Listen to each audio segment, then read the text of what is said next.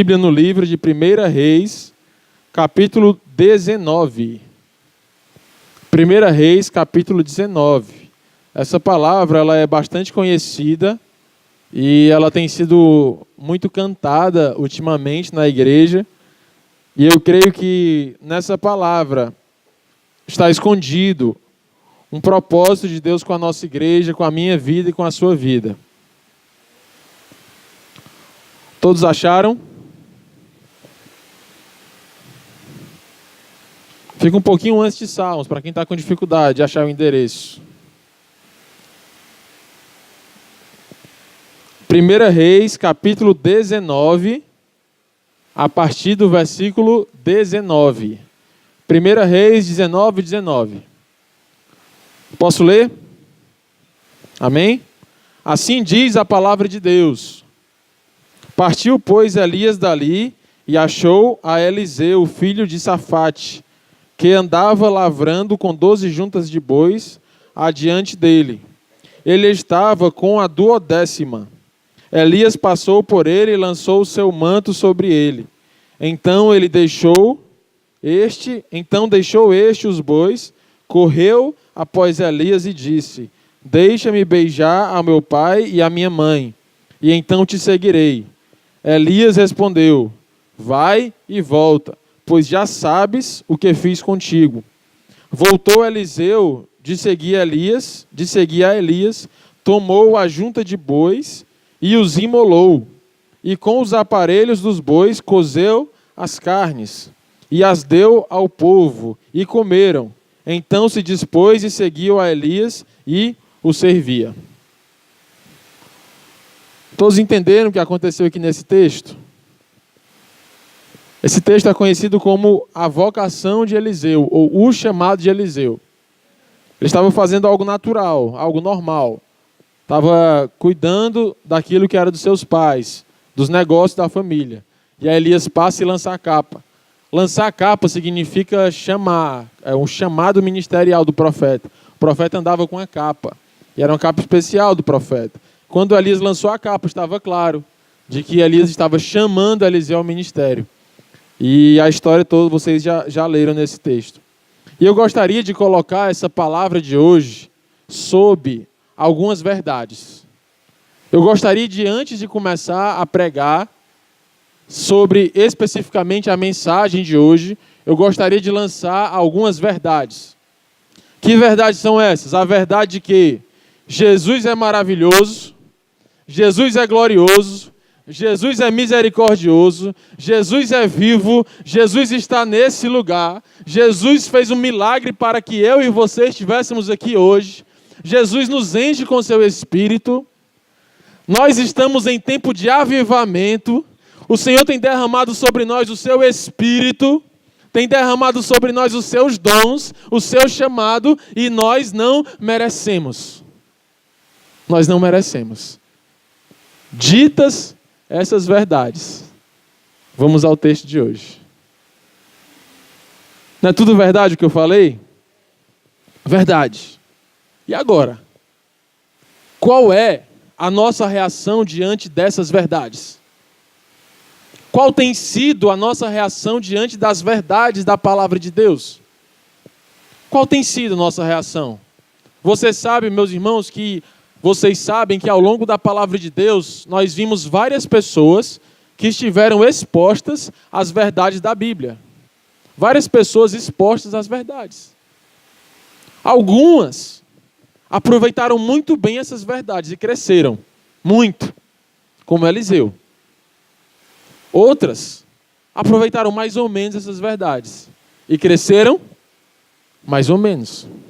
E outras viraram as costas para essa verdade e não cresceram nada. E nós? Como nós reagimos a essa verdade? Como nós temos reagido ao longo dos tempos a essa verdade? Talvez haja alguém aqui na igreja que esteja com um número grandioso de cultos. Né? A gente fez umas contas rápidas e a gente participa mais ou menos de 100 cultos ao ano aqui na igreja. 100 cultos ao ano, aproximadamente. O ano tem 52 semanas, quarta e domingo, 104. Vamos dizer que você faltou 4. 100 cultos. Há quantos anos você já está na igreja? Você já esteve em outra igreja? Quantos anos você esteve lá? A quantas verdades o teu coração já foi exposto? Eu te pergunto nessa noite, como você tem reagido a essas verdades? O que é que essas verdades têm encontrado quando elas chegam ao teu coração? Sabe que esse é um excelente termômetro para você saber se você está bem espiritualmente. Você quer saber se você está vivo espiritualmente? Sim ou não? Existe um termômetro. O termômetro se chama como você reage à palavra. Se você reage bem à palavra de Deus, você está vivo. Se você ama a hora da mensagem, se você ama a Bíblia, se você ama ler a palavra, você está vivo espiritualmente. Mas se você rejeita a palavra, se quando começa a pregação você tem vontade de sair, vontade de dormir, vontade de que acabe logo, vontade de que tudo se encerre para que você volte para casa, se a Bíblia tem sido apenas um enfeite no teu quarto, você está mal. E a palavra de Deus é como um espelho que o homem olha e examina o seu coração. A palavra de Deus, ela serve de autoanálise, de avaliação pessoal. Examine-se, pois, o homem a si mesmo. E o nosso parâmetro não é o outro. As pessoas do mundo, elas analisam o seu parâmetro olhando para o outro. E elas se comparam com o outro. E se elas não conseguem melhorar para ficar parecido com o outro, elas tentam derrubar o outro para que o outro caia ao nível dela. E assim é o mundo. Mas o cristão não. O cristão não se baseia no que acontece na vida do outro. O cristão se baseia no que acontece na palavra. A palavra é o seu espelho, é o seu parâmetro. É a sua curva de crescimento. Vocês já viram? Quem é pai e mãe aqui já sabe que quando o seu filho nasce, ele recebe a cadernetinha da criança. É um caderninho com as informações onde são anotadas as primeiras vacinas, onde são anotadas as primeiras informações, o peso ao nascer, a altura a nascer. Existe um gráfico da vida. Um gráfico que vai do 0 ano até o final da infância, marcando ali a primeiríssima infância, nos 3 anos, a primeira infância aos 6 anos de idade. E a cada mês a criança é pesada e medida. E ela preenche o gráfico. O gráfico tem uma linha média do Brasil, tem o desvio padrão da linha máxima e o desvio padrão da linha mínima. Então tem lá uma linhazinha no meio, uma linha acima, uma linha abaixo, que diz se a criança está saudável, se está crescendo, se está ganhando peso, se está forte. Espiritualmente, nós temos um gráfico dentro de nós, que diz se você está bem espiritualmente ou não. E esse gráfico é o seu apego, o seu amor e o seu temor à palavra de Deus. Se você ama essa palavra, se você vive essa palavra, você está crescendo na linha do crescimento que Deus desenhou para ti. Deus desenhou para ti uma linha de crescimento. Faça tudo para estar na linha que Deus desenhou para você. Faça tudo para se desenvolver, para crescer na linha em que Deus sonhou para você. Em nome de Jesus. Isso é verdade. É verdade também que a palavra é comparada com uma semente. Em 3 evangelhos, os evangelhos de Mateus, Marcos e Lucas, é contada uma parábola pelo próprio Cristo que diz: e o homem saiu a semear. E a palavra de Deus é comparada a cada uma daquelas sementes que foram lançadas na terra. E em muitos outros textos bíblicos, a própria Bíblia fala da palavra como semente. Mas eu pergunto a você, o que é a semente? O que é uma semente? O que é uma semente? A semente é um potencial de vida. A semente é uma possibilidade de vida. Que pode dar certo? Pode. Pode dar certo a semente? Pode não dar certo.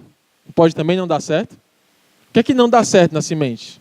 Quando é que a semente não dá certo? Quando o sol vem e seca. Quando vem um pássaro e come. A semente não deu certo. Mas quando é que ela dá certo?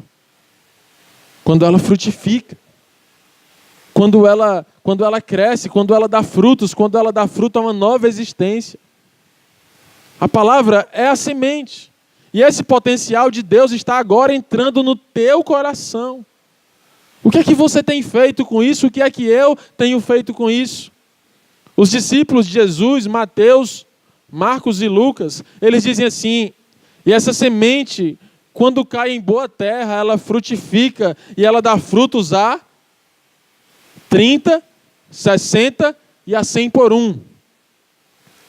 A verdade é que os discípulos, eles não estavam contando sementes. Eles não estavam contando, plantando, essa aqui deu 30, essa aqui deu 60, essa aqui deu 100, não. Ele não está falando de números, entenda, veja bem. Os discípulos não estão falando de números, eles estão falando de qualidade de crescimento, que é proporcional ao nível de entrega. Quanto menos você se entrega à palavra, menos você prospera. Quanto mais você se entrega a essa palavra, mais a palavra cresce dentro de ti e mais tudo te irá bem. Quando Moisés morreu, Deus chama Josué para abençoar a vida dele, de Josué: medita no livro dessa lei, medita nessa letra, Josué, e tudo te irá bem, ninguém te resistirá.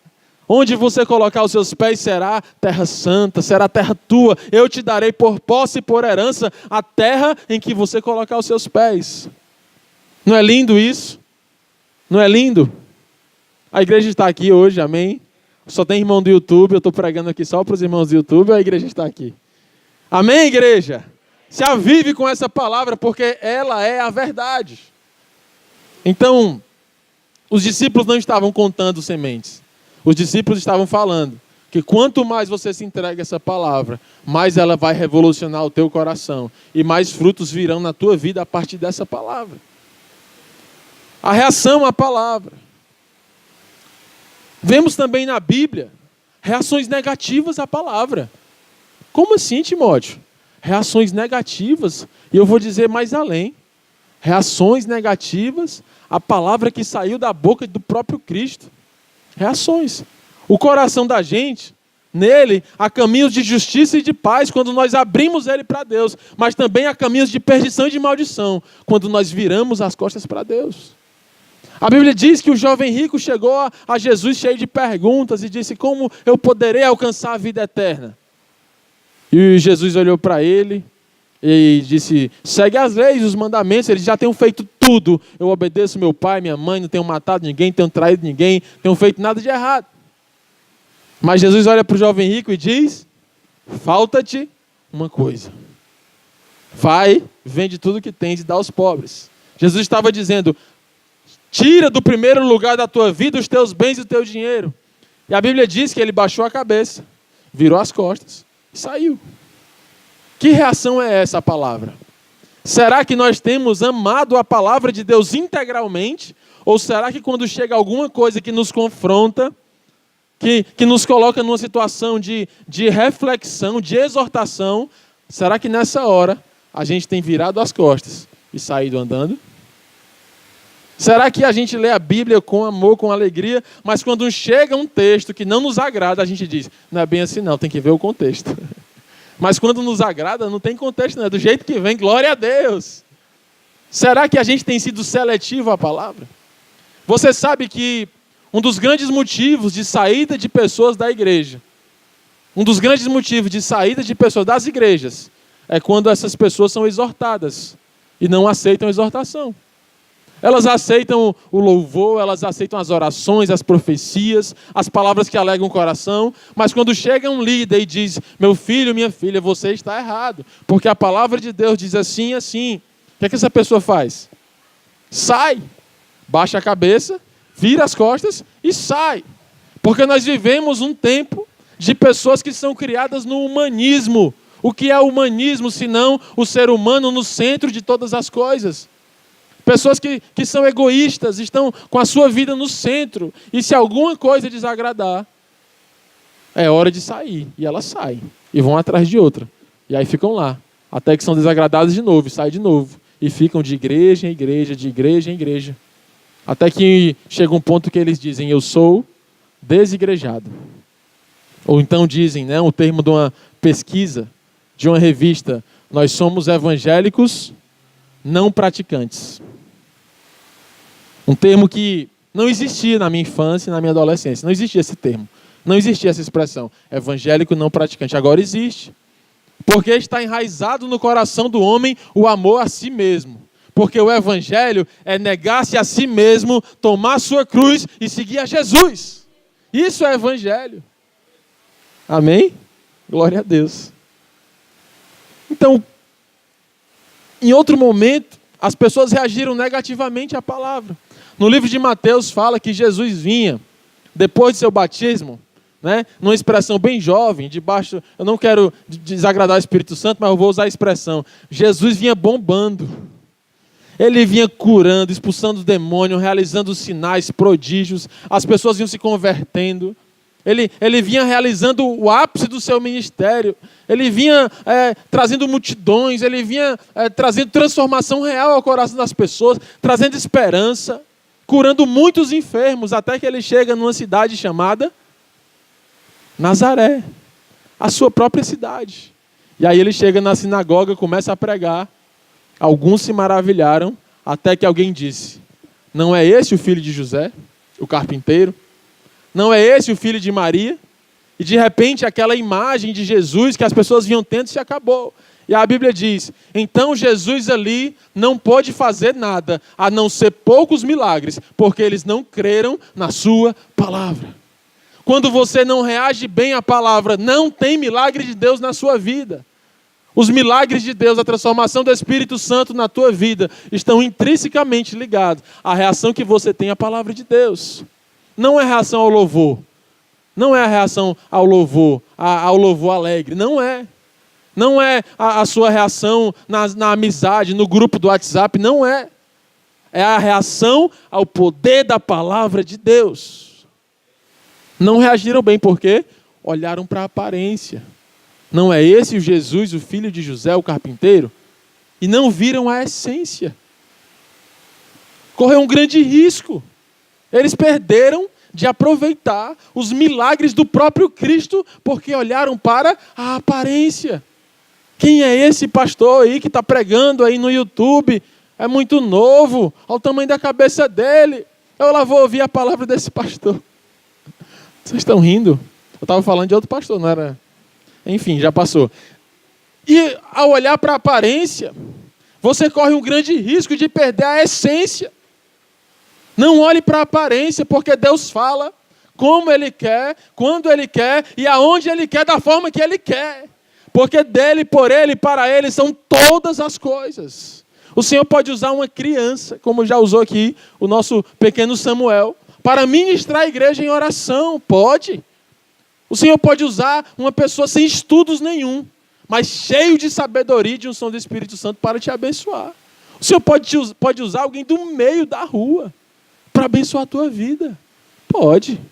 Pode ou não pode? Pode. Não julgue pela aparência. O nosso Deus não é Deus de aparências, Ele é Deus de essência. O Evangelho vem te transformando de dentro para fora. Só qual o problema disso? Qual o problema disso? Porque isso é tudo ao contrário do que o mundo prega.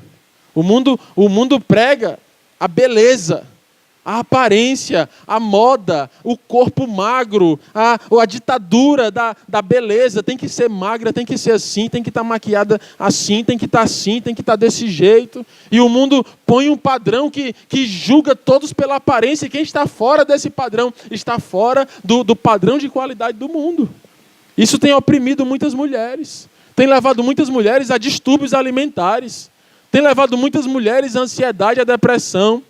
Porque o homem julga com o que ele pode ver. Isso é um risco. Timóteo, mas nós estamos na igreja, estamos isentos desse risco. Amém? Estamos isentos desse risco? Não. Sabe por que não? Porque Samuel era profeta. E ele viu os irmãos de Davi e disse, é esse. E o Espírito Santo é não. E ele disse, é esse, o Espírito Santo é não. É esse, é não, é esse, é não. Era forte, grandão, guerreiro, é esse. Esse vai ser o rei de Israel. E o Espírito Santo é não. Profeta, julgou pela aparência. Quando terminou os irmãos, aí ele olha para Jessé e diz, acabou? Acabaram teus filhos? Não. Tem o Davizinho que está lá, no campo, cuidando das ovelhas de seu pai. Aquele cheiro, de quem está cuidando de bode. Lá vem o bichinho ruivinho, baixinho, mas cheio do Espírito Santo de Deus. Não tinha força, não tinha aparência, mas já tinha matado um urso, já tinha matado um leão, já tinha lutado pelo que era do seu pai, já tinha honra, lealdade e, sobretudo, já tinha adoração dentro do seu coração. Escrevia salmos, cantava, adorava, ainda menino. Esse é o rei de Israel.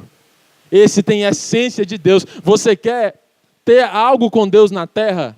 Você quer prosperar na terra espiritualmente? Você quer ser feliz na terra? Pois faça uma aliança com o teu Deus. O adore, seja leal, seja fiel. Não se importe com a aparência. Se importe com a essência. Essência. As pessoas têm sido enganadas pela aparência. Enganadas. Várias mulheres, né, processaram um médico agora no meio do ano. Lá em São Paulo, o médico enganava na cirurgia plástica, uma conversa de doido. Vamos fazer uma cirurgia plástica, eu vou ajeitar o teu corpo. Aonde é? Lá em casa. No apartamento. E as mulheres, cegas, não refletem, não reagem. Bora, eu vou. Onde é? Eu vou agora. Várias mulheres sequeladas, inclusive, morreu gente por causa dessa história. O que é isso? Uma sociedade que seguia pelo que se vê, mas o Senhor não seguia pelo que se vê, o Senhor seguia pelo que é, pelo que você é por dentro. O Senhor quer construir uma linda imagem dentro de ti, uma linda essência dentro de ti. Como você tem reagido a essa palavra? Você se alegra com isso? Você se alegra de um Jesus que te liberta da ditadura da beleza do mundo? Jesus que te liberta desses padrões mundanos e te diz: meu filho, eu te amo, eu te quero te transformar do jeito que você está. A grande prova disso é que a própria Bíblia diz que Jesus não era de formosa aparência, mas era a mais bela de todas as essências. Mas não era de aparência, era de essência. Eu imagino o olhar de Jesus, como devia ser penetrante. Como devia ir lá no fundo da alma, devia ser constrangedor olhar para Jesus. Tão puro, tão perfeito, humilde, com roupas humildes. Você devia olhar para ele e já se ajoelhar pedindo perdão. Que olhar é esse? Um olhar de quem tem essência. Um olhar de um olho bom, porque todo o seu corpo era bom. E se o olho é bom, o corpo é bom. Amém? Glória a Deus. E eu separei aqui para a gente orar. A palavra de hoje é curtinha mesmo. É um tiro curto. É apenas para avivar o teu coração para a oração e trazer algumas reflexões para que você se avalie, né? A Bíblia diz que nós devemos estar em constante avaliação. Constante avaliação. Como está o teu coração? Né? Eu te convido a colocar um termômetro espiritual aí no teu braço. Como está a tua reação à Bíblia, à palavra, ao mover do Espírito Santo? E eu gostaria de levantar 3 reações que agradam a Deus. 3 reações do cristão que agradam a Deus. A primeira dela se chama reação de gratidão. Isso agrada a Deus. Não se esquecer daquilo que Deus já fez de bom na tua vida. Você pode fechar os teus olhos um pouco e se lembrar de como o Senhor tem sido bom para você e para a sua família. Você pode fechar os olhos, olhar para trás e se alegrar naquilo que Deus já fez por ti. Eu sei que você sonha com o que está além, eu sei, isso é bom ter sonho, é bom projetar para frente, mas é bom também parar um pouco, fechar os olhos, orar, olhar para trás e dizer: obrigado, Senhor, porque até aqui nos ajudou o Senhor. Ebenezer, até aqui nos ajudou o Senhor. Quantos milagres, quantas curas. Casais aqui que estão com a família formada, pode abrir os olhos, que estão com a família formada, gente que é feliz, gente que mudou o jeito de pensar. Eu sou humano igual a vocês, eu olho para cada um de vocês e vejo a ação de Deus, quanto mais o Senhor, que é Deus e que vê todas as coisas. Nós devemos nos alegrar naquilo que Deus já fez. Curar a nossa memória, porque a nossa memória ela é estimulada, sabe para quê?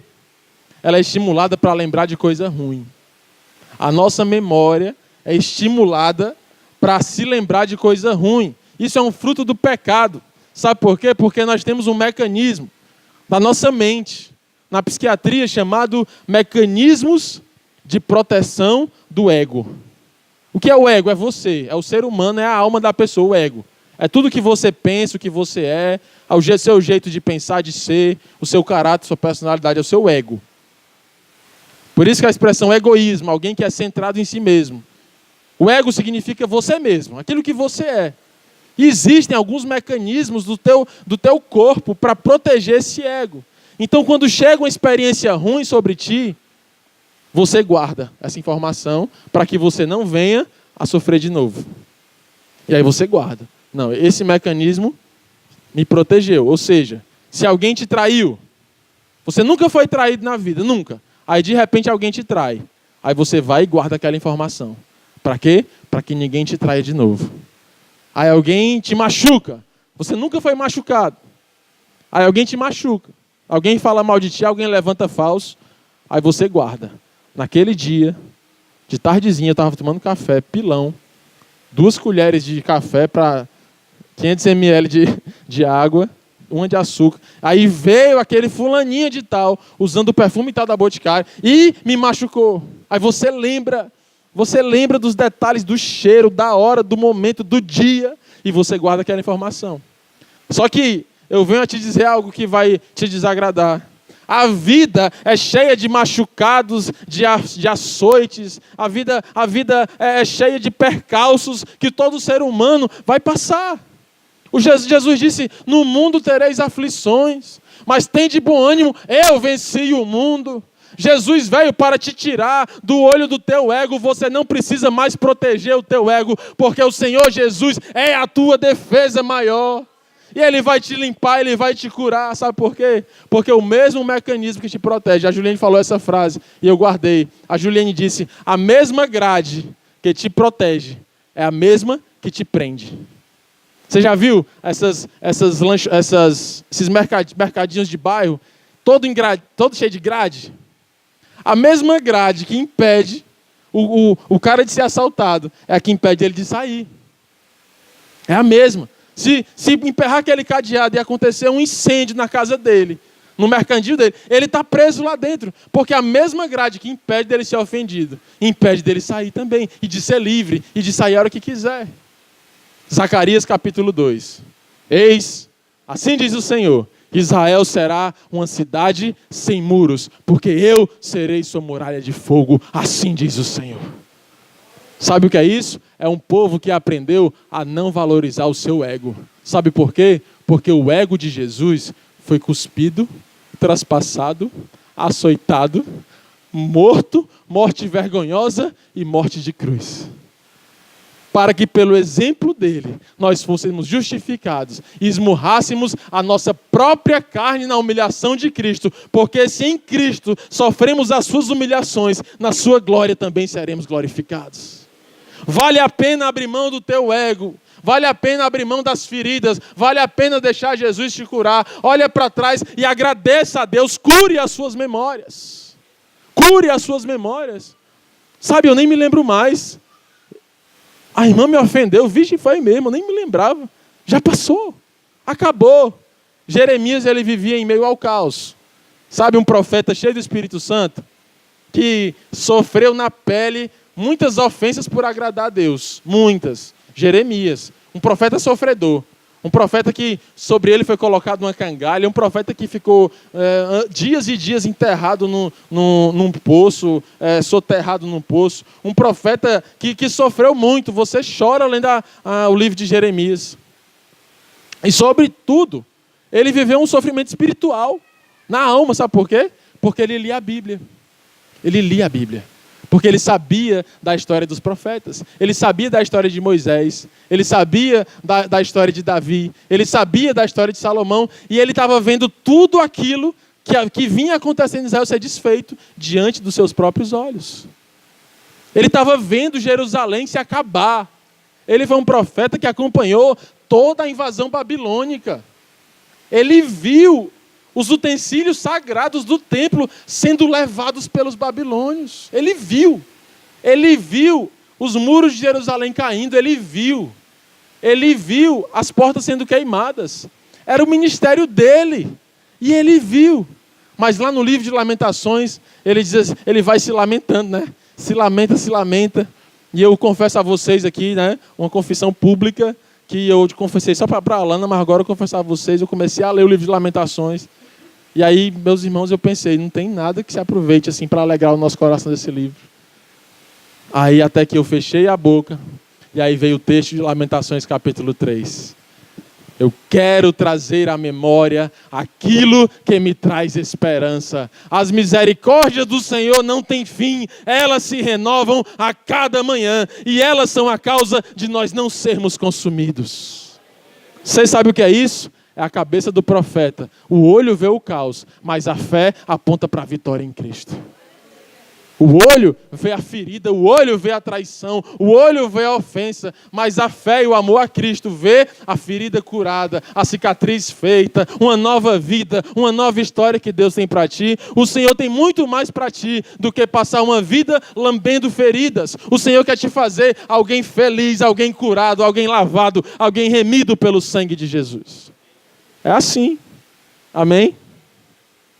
Tenha cuidado quando você for ler o livro de Lamentações. De repente você vai se espantar e o Espírito Santo vai te lembrar daquilo que te traz esperança. Memórias curadas. Memórias curadas. Cure sua memória para a glória de Deus. Primeira, gratidão. Ainda estamos na primeira. Josué, ele passou pelo Rio Jordão a pé enxuto. Pé enxuto. Como foi isso? Eu vou explicar rapidinho para vocês dentro de 1 minuto. Foi assim. Moisés vinha conduzindo o povo até chegar à frente da terra prometida. E aí a Bíblia diz que o Senhor não permitiu que ele entrasse, mas que ele subisse no monte, visse a terra, e lá do monte o seu corpo foi levado. Até hoje não se sabe aonde está o corpo de Moisés. E lá ele foi levado por Deus. E aí a responsabilidade de conduzir o povo agora está sobre o seu filho na fé. Né? Antes chamado Oséias, filho de Num, e agora chamado por Moisés e por Deus, de Josué. A salvação vem do Senhor. A salvação veio do Senhor, Josué. E aí, ele chega mais jovem, responsabilidade, o seu pai na fé acabou de falecer, e diante dele e do povo está nada mais, nada menos do que o grande Rio Jordão. O caudaloso Rio Jordão. E aí, Deus chama Josué e diz assim: Josué, hoje eu confirmarei o teu ministério diante de toda Israel. Eita, você vai colocar o pé no rio e o rio vai parar. Você imagina o coração de Josué. Bota ou não bota? Bota ou não bota? Você já ficou nessa situação? Bota ou não bota? Alguém te desafia a aumentar a tua fé, a dar um passo, a baixar as guardas. Abaixar as guardas do teu coração. Dê esse passo de fé. Aí você fica, dou ou não dou? Vou ou não vou? E aí Josué chamou os sacerdotes, botaram a arca nos ombros e bota o pé na água. Quando eles colocaram o pé na água, passaram alguns minutos, algumas horas, né, segundo a geografia do local, a água parou e o rio esperou. O rio esperou. E eles andaram mais um pouquinho e ficaram no meio do caminho, os sacerdotes com a arca, e o povo todo passou. O povo todo passou. Aí quando o povo todo passou, qual é a sua vontade? Você, Josué, deu tudo certo, é o seu primeiro dia de ministério. Um milagre aconteceu, deu tudo certo. O que é que você faz? Ligeiro antes que Deus mude de ideia. Corre, corre, corre. Não é? Bora, galera, bora, negada, corre. Porque já passou todo mundo. Vem, sacerdote, traz a arca. Não é o normal da gente? Que acabe logo, para que dê tudo certo e amém. Josué não. Não acabou não. Da cabeça dele. Deus não, na Bíblia diz que Deus não mandou isso. A Bíblia não diz que Deus mandou isso, aliás. Ele diz assim: eu quero um homem de cada tribo. Mas Josué, o Senhor já segurou o rio até agora. Será que já não é hora da gente sair daqui? Não, peraí. Eu quero um homem de cada tribo. Cada um pegue uma pedra da onde os sacerdotes pararam a pé enxuto. Uma pedra. E agora, Josué, está na hora de ir embora? Não, está na hora não. Façam um altar fora do rio com essas 12 pedras. Mas para que, Josué? Josué disse: para que os teus filhos saibam que há Deus em Israel que faz o rio passar para o seu povo passar de pé enxuto. Para que quando os teus filhos perguntarem o que é esse altar, você vai responder: esse altar significa gratidão a um Deus que faz o seu povo passar no rio a pé enxuto. Você sabe que Deus é esse? É o mesmo Deus que está aqui nesse lugar, que se alegra quando o seu povo tem gratidão a Ele. Porque, Senhor, eu tenho muitas expectativas para o meu futuro. Tenho. Mas eu sou muito grato porque até aqui nos ajudou o Senhor. Amém? Isso te alegra? E aí Josué, aí os irmãos, né? Josué, tá bom, bora. Não. Cadê os 12 homens de novo? Sabe o que é isso? É fé. Pega mais 12 pedras. Mais 12? Agora faz um altar dentro do rio. Porque quando o rio passar, ninguém vai ver. Mas o meu Deus vai ver que no escondido tem um altar para ele levantado nesse lugar. Em gratidão ao Deus que fez o rio parar para o seu povo passar. Altar que todo mundo vê. A tua vida é um altar que todo mundo vê. Amém? Aonde você for, você tem uma responsabilidade de levar atitudes que alegrem ao Senhor. Mas a tua vida é também um altar que ninguém vê. Todo cristão, ele deve ser um altar que todo mundo vê nas suas atitudes. Não no julgamento nem na arrogância, mas uma atitude de cristão. E deve também ter um altar que ninguém vê, trancado no seu quarto, no escondido do oculto, clamando ao seu Senhor em secreto. Amém? Segundo, primeiro, né? Reações que agradam a Deus. Não se esqueça, agradeça. Quando a palavra vem, você agradece. Isso agrada a Deus. Obrigado, Senhor. Obrigado por essa palavra. Às vezes, quando a Alana prega, é uma palavra mais dura, não é? Amém? Mas você deve dizer obrigado, Senhor. Porque o Senhor só corrige a quem ama. Porque o filho que não é corrigido é desprezado. Mas o filho a quem é corrigido, ele é amado. Amém? Segundo, persevere. Quando a palavra vier sobre ti, tenha perseverança para manter a palavra dentro de ti. Manter a palavra dentro de ti. O Evangelho de Lucas, agora eu estou em dúvida se foi Lucas ou se foi Marcos. Não, foi Lucas. Lucas 8, lá para o 15. Lucas 8, 15. Diz assim, e a árvore, a sementinha que nasceu em terra boa, cresceu, deu frutos a 30, a 60, a 100 por um, e perseverou em frutificar. Lucas 8,15. E perseverou em frutificar. Sabe o que é isso? O Senhor não espera de ti só frutos poucos. O Senhor espera de ti frutos perseverantes. Ou você espera que uma criança cresça e pare de crescer? Tá bom, você fica satisfeito? A criança cresceu até os 3 meses de idade e depois parou. É normal isso? Não é normal. Ela vai crescendo, crescendo, crescendo e a curva vai até que a curva chega num ponto. A Bíblia diz que a vereda do justo é como a aurora, que vai clareando, clareando, clareando, até que se torna dia perfeito. Persevere, não desista. Tenha resposta quando o inimigo bater na tua porta. E aí eu trago à memória o nosso detox. Pastor Wesley, na sexta-feira à noite, pela unção do Espírito Santo, trouxe o tema do detox. O tema, as palavras que hoje estão nas paredes dos nossos jovens. Sabia disso, Wesley? Segunda-feira eu recebi uma foto de um jovem da igreja. Disse assim, olha, eu posso até levar um grande carão, ou quem sabe até uma peia, mas aqui está a parede do meu quarto. E ele fez um desenho do muro na parede do quarto e no centro estava escrito: não desço, não paro, não fujo. Aí começou a pipocar só. Eu também fiz. Porta do guarda-roupa, outra capa da Bíblia, outra um post-it.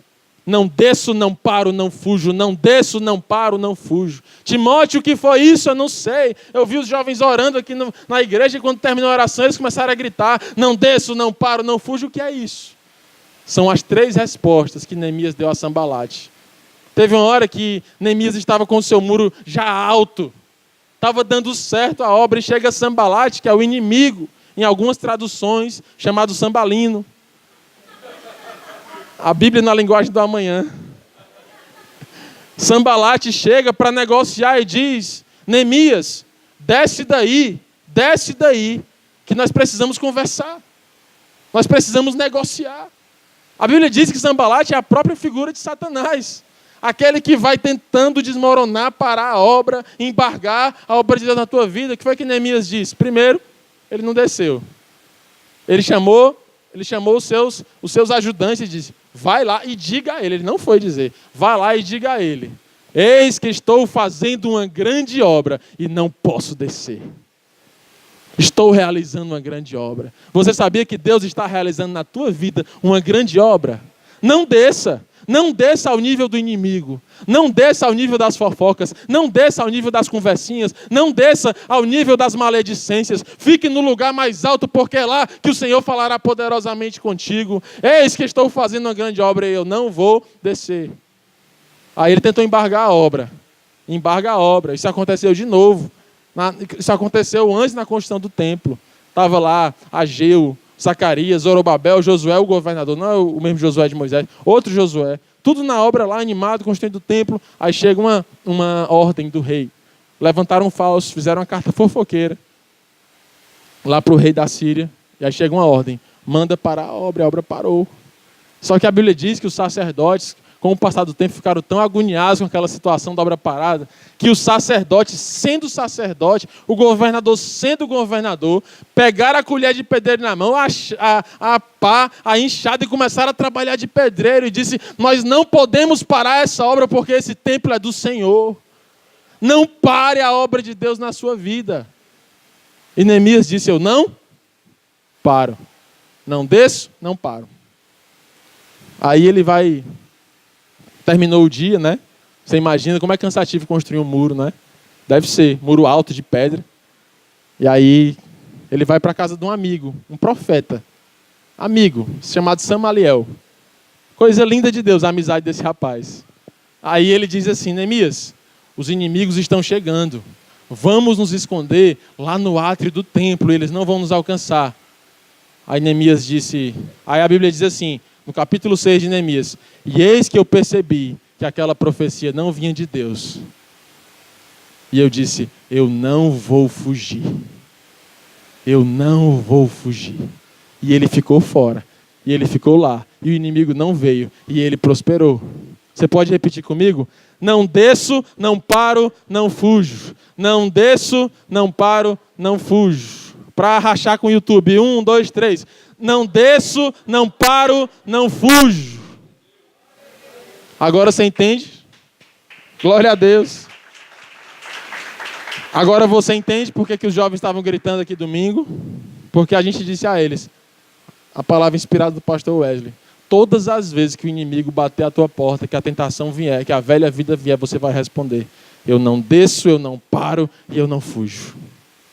Você está entendendo por que o Senhor derrama o seu espírito na vida dos jovens? Porque eles fizeram um pacto de santidade com o Senhor. Quando tem santidade, quando tem palavra, tem santidade. Quando tem santidade, tem derramado o Espírito Santo. É uma coisa puxa a outra. É uma glória de Deus derramada. Você, Timóteo, eu quero também entrar. O detox já passou, eu não tinha idade para ir. Mas a palavra está aqui. A semente é a mesma, a Bíblia é a mesma. Tenha santidade, se arrependa e a glória de Deus virá sobre ti. É inevitável. Assim como a água molha e o fogo queima, o Espírito Santo alegra o coração do homem. É a propriedade dele, a propriedade. Assim como a água molha. Não é impossível você receber um balde d'água na cabeça e não se molhar, não é, jovem? Quando alguém joga um balde d'água na tua cabeça, você não se molha? Não é, jovem? Não é, Celino? Quando um fogo encosta em ti, você não se queima. Assim como a água molha e o fogo queima, o Espírito Santo alegra o coração do homem. É só você abrir espaço, que ele entra e ele te alegra. Em nome de Jesus. Queria chamar os meninos para ir tocando. Eu queria ministrar já no último ponto da mensagem de hoje. Primeiro, reações que agradam a Deus. Seja grato. Seja agradecido. Segundo, persevere. Ou seja, entre parênteses, não desça, não pare e não fuja. Em frente. Seja perseverante. Não abra. Não abra mão. Terceiro, coloque a palavra de Deus em primeiro lugar na tua vida. Neemias, desculpa, estou tão enemiado que tudo agora é Neemias. Desculpa. O texto que nós lemos em 1 Reis, Eliseu, quando ele disse assim, Elias, deixa eu me despedir dos meus pais, sabe o que era que ele estava enfrentando ali? Ele estava enfrentando as tradições. Muitas vezes, você não reage bem à palavra de Deus por causa das suas tradições. Que tradição era essa? A tradição dizia que o seu filho só podia deixar a sua casa quando o seu pai falecesse. E o pai de Eliseu não tinha falecido. Não tinha falecido. A tradição dizia que o filho tinha que esperar o seu pai falecer para então ser o senhor da sua casa e tomar suas decisões. Então um homem em Israel só era homem mesmo, autônomo, quando o chefe da família falecia. Mas Eliseu quebrou a tradição para colocar o chamado de Deus em primeiro lugar e disse: pois espera só que eu vou lá dar um beijo no meu pai e na minha mãe. E a música diz: e eu me despedi dos meus pais. Quando você cantar essa canção, e eu me despedi dos meus pais, entenda, e eu quebrei as tradições do mundo. Porque embora fosse uma tradição bonita, era algo permitido, era algo que não era pecado. Mas se Deus fez Elias lançar a capa sobre ele, é porque Deus também ia se responsabilizar pelos pais dele. O Deus que cuidou do seu ministério ia cuidar também dos seus pais. Ele teve uma atitude de grande fé. O pastor Wesley pregou sobre renúncia. Renúncia é abrir mão do que é proibido, ou seja, abrir mão do pecado, mas também abrir mão do que é permitido. Eliseu não estava em pecado, não estava. Ele estava vivendo a vida dele. Ele estava cuidando dos bois, da terra, das plantações de seu pai. Isso é pecado? A igreja está aqui. É pecado Eliseu fazer isso? Não. Não era. Mas quando Elias chamou, ele foi. E a Bíblia diz que ele cuidava de 12 bois.